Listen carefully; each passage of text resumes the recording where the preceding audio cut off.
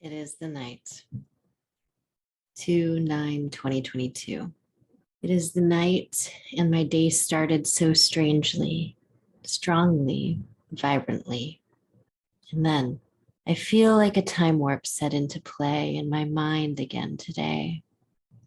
I get these messages from my inner experience that let me know when I'm on a journey that may be a little bit off track. It gets to be confusing at times. I am not often certain how things evolve, and certain lights and dark matters take the lead all the way through, all the way through the night, all the way through the dark. How I set myself into the warm casings of dream and escape. How much of this is me? All of it. For it filters through your sense of self.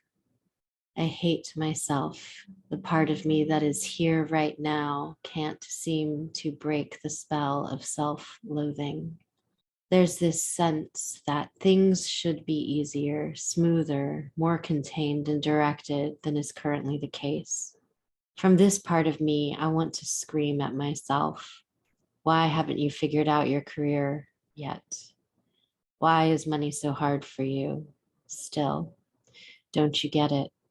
There is some kind of headstrong return to self-defeat going on. I connect to the surrounding aspects of myself and listen.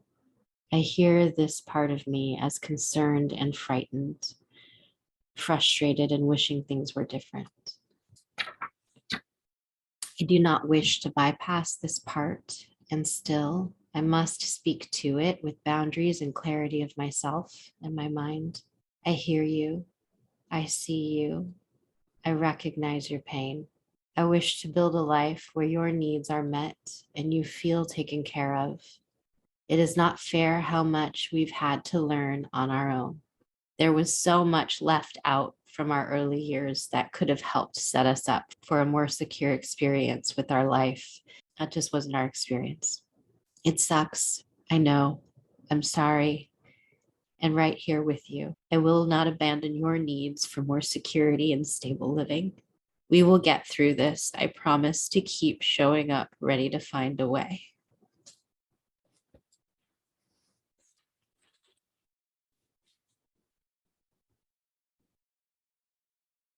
Sometimes I wish I was an accountant, something stable with job security. I clocked in and out in a consistent way and had salary and benefits. Sometimes I wish for that. I see so clear in those pages the patterns of my early childhood and how dreams were so often chosen above security, and possibility was so often promoted above being with basic needs. There was a lot of magic in my childhood and a lot of really wonderful experiences, and also just a lot of neglect and abandonment as well.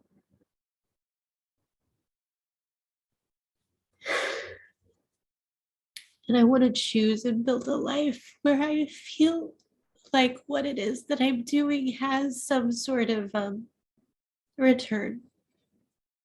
You know, when you've just invested so much of yourself into an aspect of your art or your craft or relationship, or you just want to find a spot where it feels reciprocal, where you feel like your needs are being met as much as you are giving. And I know part of that has to do with being willing to meet other people's needs. And when your needs haven't been met for so long, it can be really hard to want to. I feel like I want to talk to myself right now and just say that you're finding your way and you don't have to have it all figured out. And there are so many people who also don't have modeling, and it's okay to learn slow, and it's okay to learn at your own pace, and it's okay when you feel like you're moving fast, and it's okay to just move at your own pace. This isn't the kind of thing I usually share with many people. I don't think most of us do, have moments like this that we share. And I don't know how much of this I will or won't keep in a video that I may or may not make, because I'm just tired and just tired. And I love seeing inspiration out there from other artists that I'm finding online. And I think one of the things is that it's like I have so many different facets of what it is I offer. It gets really confusing. And they say iron it down to like three things because people's brains, ourselves included, can't really handle more than like three containers that we're kind of sifting and cycling through. But sometimes I feel like I have 25 containers and of interests and of legitimate ways that I work in can be helpful. And I'm finding how much I just really want to feel safe and have hard conversations with clear boundaries and a willingness to not run away when there is a willing and wantingness on the other end. But I think, like so many people, it can be so scary stepping into a different version of yourself, I guess, one that maybe you've judged before or has been judged before, or both. I don't know. I just want to practice making little projects that have a beginning, a middle, and an end, a beginning, a middle, and an end. And I can just send them out there and not worry about whether or not anything comes back to me is what I would like. But then there's the question of, well, does income arrive and how? I don't know, because I get mad when I try to monetize too much. Like I get really mad, I get really angry at needing to do that. My past experiences with projects that were headed in a good direction, but the interpersonal dynamics and the collaborative aspects were not what I needed. And I do, as much as I really, really do love working on my own, like everything I'm doing these days, whether it's pages in process or self-care for performers or other things that crop in and out of my creative flow. A lot of it is like learning skills and doing things on my own, the filming process, the editing process, the writing or copy. And like I'm trying to see myself. I realize how the more I do that, the more I'm getting reflections back from people that are reflecting back words that help me feel seen. And I feel like I'm starting to get feedback or responses that are encouraging witnesses. And it helps me realize that it can be safe to be seen, but also how much even in plain sight for my life in my communities, a lot of my experience was under the surface of connection, and a lot of who I was just wasn't seen um, for a lot of different reasons. Guess that's shadow work, right? Bring things up that have been in the shadow for integration. I'm still learning to trust the making and sharing process and the receiving back from the sharing portion. I've talked to some of my friends and students about this, and different bodies respond differently. But a lot of those of us who identify as women, especially in performance industries, there's like a simultaneous desire to have engagement, right, with our work and our content, and also kind of like a fear or a terror or even just a disconnect with the kind of some of the responses one gets that doesn't feel safe or good or like what we're looking for. And I think that learning to discern there is helpful, but also recognizing that you do have the ability to clarify what you do and don't let into your arena of focus. It might take a lot of practice and new tools to really hone that, but I know it's possible because I've dipped in and out of it with more and less success over different phases of my life. You know, it's a practice I feel like I'm returning to on like a bigger, broader scope right now. And it's like the stakes are higher and I'm trying to lower the stakes along the way or something. That's one thing I talked about with some of my students at one point in some of the classes that I was teaching. You know, for acting, they often say to heighten the stakes, to raise the stakes. So when you step into a scene, that the stakes are really high, like that the characters get what they want. What I found was that if I lowered the stakes for the actor, they would drop in. So if I really made the stakes low, like don't play, don't pretend that the stakes are high and you're this other person, just like be in your body and experience the room or the space that you're in and take in your environment and perhaps layer in an aspect of imagination into it that you're also connecting with. There's always going to be aspects of imagination that are a part of an artist's experience of performance or craft. And when you can blend that with the reality of the present moment and the experience you're having, and know that there's no wrong, there's no right, it's just, can you be with what is, and then let what needs to emerge emerge. And there's so much beauty that comes from there. And I want to keep making and sharing from that space so badly. And I also have such a rich history in like strategic marketing and branding and arts administration and working with programming and setting up these sort of structures. And there's been this big resistance that I've had to going back into any of those sort of like you know, if we're using masculine and feminine language for qualities, like qualitative values, or like a spiritual relationship between like the feminine and masculine principles of creativity. There's like the masculine framework, the masculine direction, the masculine focus, right? And then there's the feminine expression and evolution, and it's more indirect, right? And evolutionary and flowering and deepening. And there's such, I just love feminine energy so much.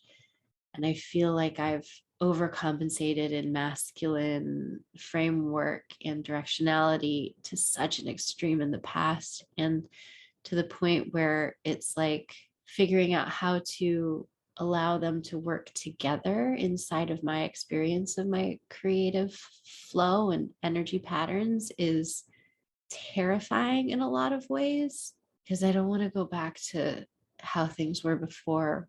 I don't think I could, because my body would just give out, and I listen now to my body much more than I used to. Hence, after my kitchen dance earlier, I was gonna write, but the internet kept coming in and out, and I went to like a spiral of frustration and anxiety. And should I leave and go to a coffee shop and get internet? Should I wait? What should I do? I ended up taking a nap like most of the day and just kind of being with myself. And I could feel like while I was napping, I was still going. Like I had that Energizer Bunny sort of thing happening, that sort of like fight or flight, like activation, where it was like I was getting through my morning, I was doing filming, I really liking the process, and then oh, it's pages in process, so let's do our pages. And then I didn't want to do that. And all of this was like also because I was supposed to write an email this morning that I still haven't written, and I wasn't quite ready to do that, and I wanted to film my pages in process first. But then I started cleaning my kitchen. Then I was like, well, let's just film this. Let's just let this be part of it. And the procrastination just sort of turned into a creative project, which was great. But then it had a bunch of glitches and things. And, I have an awareness of like, I didn't just sit down and write the email, which I could have done. So maybe the note to self is write the fucking email. Just write the email. On that note, I hate to leave you in such a downer, but maybe this is just a moment to check in and just be with like the deeper part of like what we're avoiding. Because while procrastination can be lovely and a lot of really cool and beautiful things can come out of it, ultimately at the end of the day, it is a form of avoidance. And I do want to stretch my nervous system to have capacity to not avoid the hard and important things, like taking care of myself in a financially viable way. And this email was not necessarily that, but it was in relationship to my project, Self Care for Performers. And while there wasn't money attached to it, it still is a reflection of how scared I still am of this project, how even with very safe and wonderful and kind people that I'm having a back and forth dynamic with, that in general, I just feel very unsafe with anything where I feel like I have some form of like responsibility or ask even of someone. Anytime I feel like I'm asking something from someone, I have a hard time asking for something that could benefit me. Getting better at it. And it's not as challenging as it used to be. And it just takes practice and sitting in the uncomfortable feelings and speaking your ask anyway and seeing that it can go okay sometimes. And it's always hard when it goes really not okay. And for those of us who are sensitive, sometimes the recovery process for things going not so okay can be really long and hard and even harrowing. There's a lot of internal work that may need to happen, and energetic work and psychological reframing or grieving, repositioning ourselves in our lives or relationship to whatever it was that was hard. And then there's a voice of mine that comes in and says, and yes, and you can do it, and you have done that, and you're doing it now. And that's part of this process. And the darkness is part of the fullness of your experience of life.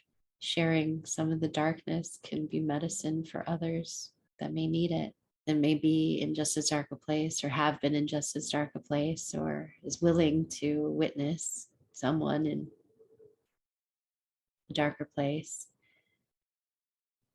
And a reminder that darkness doesn't have to be a bad thing, that it's such a beautiful experience of a place where we can slow down and connect to the truth and the undercurrents of what's really going on.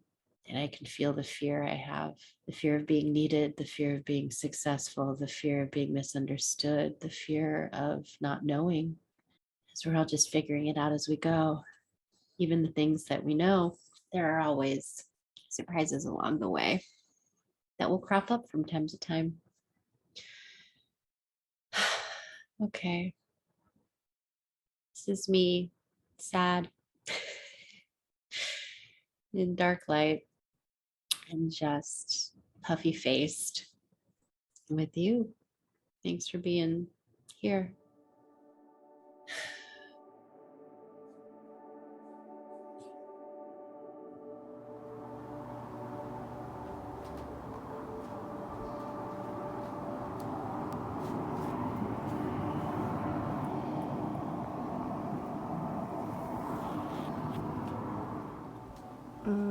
So pretty.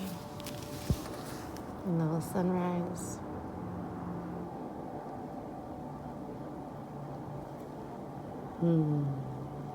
Look at that.